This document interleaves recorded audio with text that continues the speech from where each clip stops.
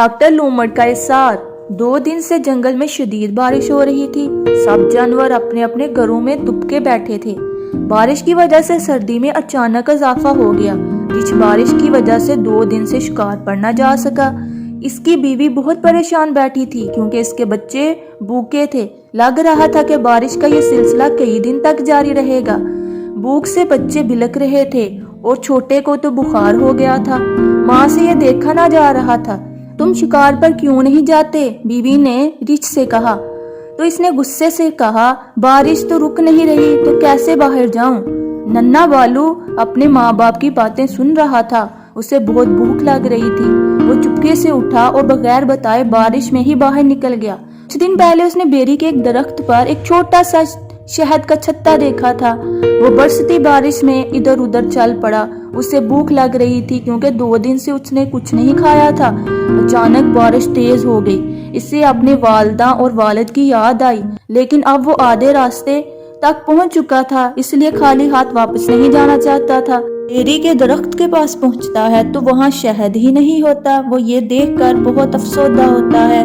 उसकी आंखों में आंसू आ जाते हैं क्योंकि उसको बहुत ज्यादा भूख लगी हुई थी और वो अपने घर का रास्ता भी भूल गया। वो इधर उधर भटकने लगा।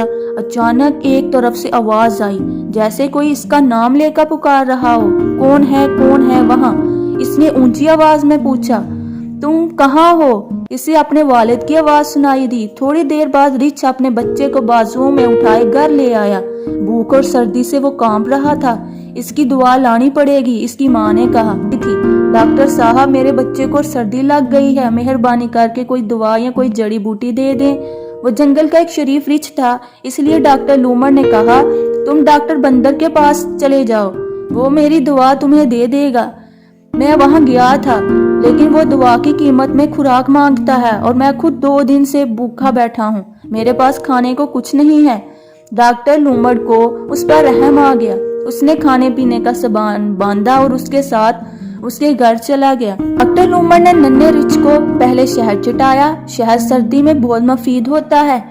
इसके बाद इसे जंगली फल खाने के लिए दिए। डॉक्टर लूमड़ बहुत सारे फल लाया था। सबने थोड़ा थोड़ा खाया। डॉक्टर के कहने पर नन्हे रिच को जंगली खुश्क घास इलाज के तौर पर दी गई, जिससे थोड़ी देर बाद उसके जिस्म का दर्जा हरारत बेहतर हुआ और उसके बाद उसको जड़ी बूटियां दी गई, जिसकी असर से वो सो गया। वालिदैन ने अल्लाह ताला का शुक्र अदा किया। इतनी देर में बारिश बिल्कुल रुक गई। डॉक्टर लूमड़ दिल ही दिल में बहुत खुश था कि वो मुश्किल वक्त में किसी के काम आया।